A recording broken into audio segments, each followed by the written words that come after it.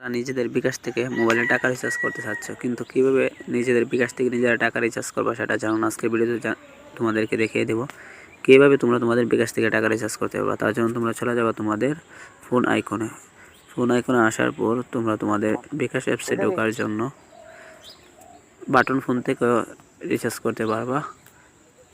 যারা অ্যাপস দিয়ে রিচার্জ না করো তো তোমরা ডায়াল করে দিবা *247#।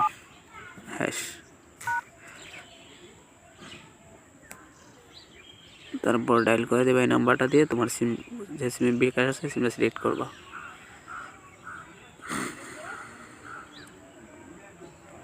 তারপর তোমাদের সামনে এমন একটা ইন্টারফেস আসবে, তারপর তোমরা 3 নাম্বার মোবাইল রিচার্জের মধ্যে ক্লিক করবা, করে সেন্ড করে দিবা।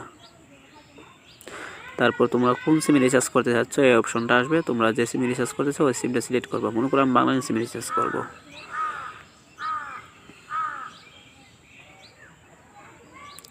তারপর তোমরা ওয়ানে ক্লিক করবা।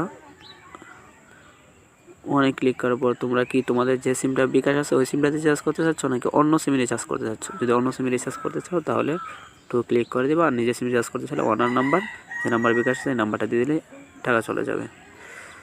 তারপর 2 ক্লিক করে দিলাম, আমি অন্য সিমে রিচার্জ করতে চাচ্ছি। তারপর আমি বাংলাদেশ নাম্বারটা দিয়ে দিচ্ছি।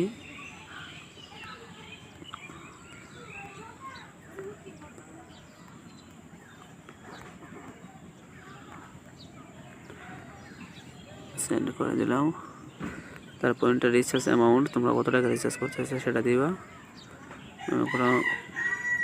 তারপর সেটা দেওয়ার পর তোমাদের সামনে পিন আসবে, তোমরা পিনটা দিয়ে দিবা। এখন পিন দিয়ে দিবে, এখান থেকে পিন দেওয়া মাত্রই টাকাটা তোমাদের নাম্বারে চলে আসবে। এভাবে তোমরা বিকাশ থেকে রিচার্জ করো।